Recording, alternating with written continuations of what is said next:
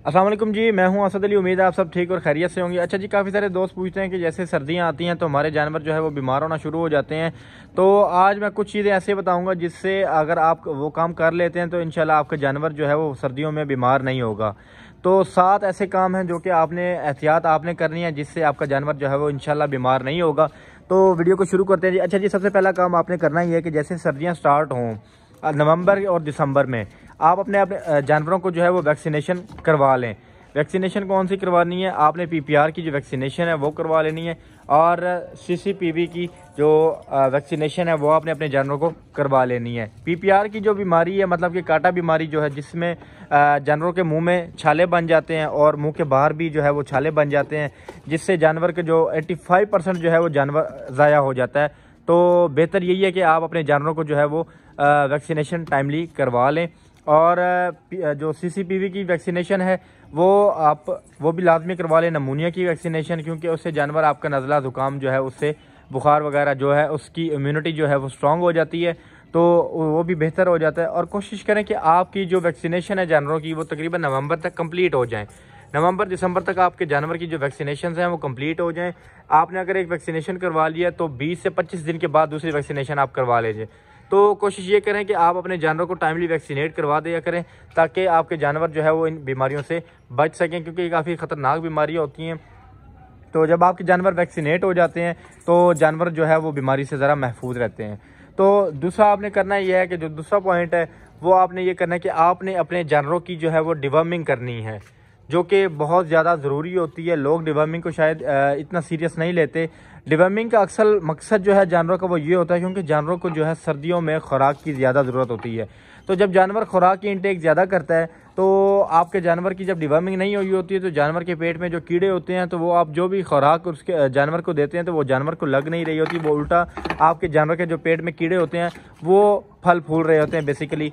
तो इस वजह से आपका जानवर जो है वो वही कमज़ोर ही रह जाता है, जिसकी वजह से आपके जानवर को जो है वो बीमारी अटैक करती है। और आपके जानवर का जो इम्यून सिस्टम होता है वो इतना स्ट्रांग नहीं होता कि वो उसको बेयर कर सके, और फट से आपका जानवर जो है वो बीमारी की तरफ चला जाता है और आपका जानवर बीमार हो जाता है।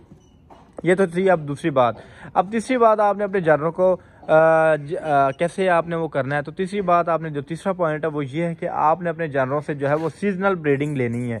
अब सीजनल ब्रीडिंग से क्या मुराद है? सीजनल ब्रीडिंग से ये मुराद है कि आपने सख्त गर्मी और सख्त सर्दी में अपने जानवरों से ब्रीड नहीं लेनी, क्योंकि अगर आप सख्त सर्दी में अपने जानवरों से ब्रीड लेंगे, दिसंबर जनवरी में आपके जानवर के बच्चे आएंगे, जो कि आपका प्रोडक्ट है, जो कि आपका फ़ायदा है।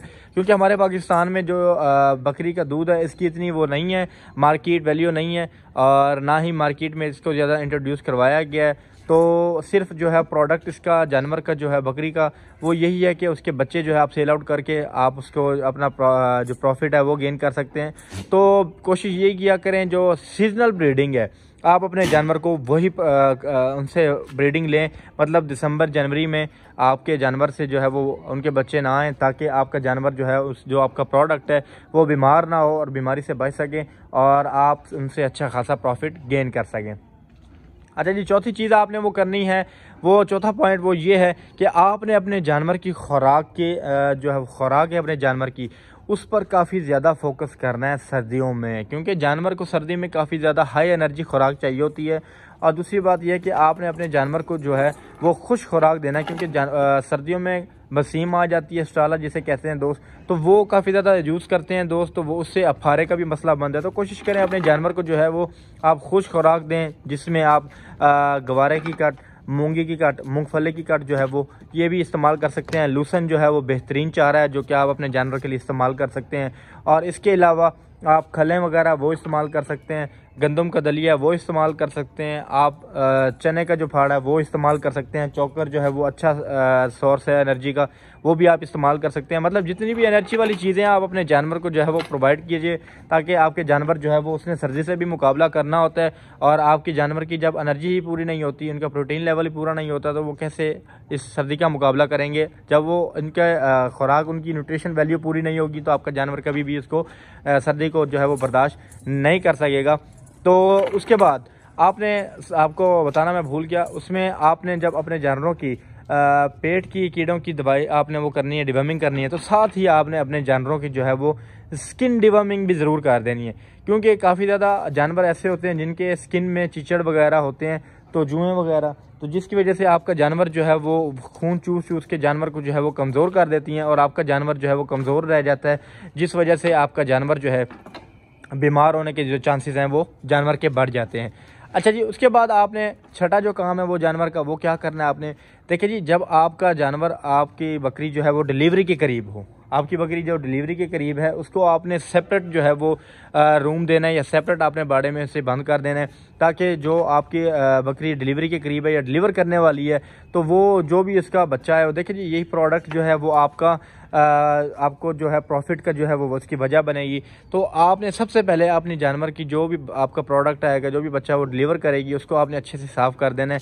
अच्छे से साफ़ करने के बाद आपने उस जानवर, उस बच्चे को जो है वो विदिन 30 मिनट्स आपने उसका बोली पिला देनी है। आपने ये वेट नहीं करना कि बकरी जेर गिराएगी तो फिर ही बोली उसको पिलाएंगे, वरना नहीं, क्योंकि बोली जो है वो काफ़ी ज़्यादा ताकतवर होती है और जानवर का जो है वो बच्चा जो है न्यूली बॉर्न बेबी जो है उसको पिलाना काफ़ी ज़्यादा ज़रूरी होती है। तो ये आपने कभी भी वेट नहीं करना कि जब तक बकरी जेर नहीं गिराएगी तो तब तक हम जो है उसको बोली नहीं पिलाएंगे। तो आपने विदिन 30 मिनट बच्चे को जो है वो आपने पिला देनी है, बोली पिला देनी है। और उसके बाद जो लास्ट काम है, आखिरी जो काम है, वो आपने ये करना है कि जो भी आपके जानवर हैं, सर्दियों में ख़ास तौर पे आपने अपने जानवरों का 3 से 4 बार जो है वो पानी चेंज करना है। देखिए, जब आप अपना जानवर का पानी इसको रखते हैं तो वो कम से कम, सर्दी का मौसम है तो वो 4 घंटे के बाद, 3 घंटे के बाद, 4 घंटे के बाद वो ठंडा हो जाता है। तो जब आपका जानवर वो पानी पीता है तो आपका जानवर जो है उसे नज़ला, जुकाम वगैरह लग जाते हैं, तो जिसकी वजह से वो बीमारी पकड़ जाता है। तो कोशिश किया करें अपने जानवर को सर्दियों में जो है वो पानी 3 से 4 मरतबा उनका चेंज कर दें, क्योंकि इससे फ़ायदा ये होगा, जैसे आप उनको पानी चेंज करेंगे तो आप उन्हें फ्रेश जो है पानी आप वो प्रोवाइड कीजिए, जो नीम पानी, ताज़ा पानी होता है वो आप उनको दीजिए। तो उससे आपके जानवर जो है से नज़ले से, ज़ुकाम से और बुखार, इस तरह की बीमारियों से जो है वो बचा रह जाएगा और आपका जानवर जो है वो सर्दी में महसूस नहीं करेगा। तो ये थी आज की छोटी सी वीडियो, उम्मीद है आपको अच्छी लगी होगी। तो मिलते हैं नेक्स्ट वीडियो में, तब तक के लिए अपना ख्याल रखिए, अपने जानवरों का भी ख्याल रखिए। अल्लाह हाफिज़।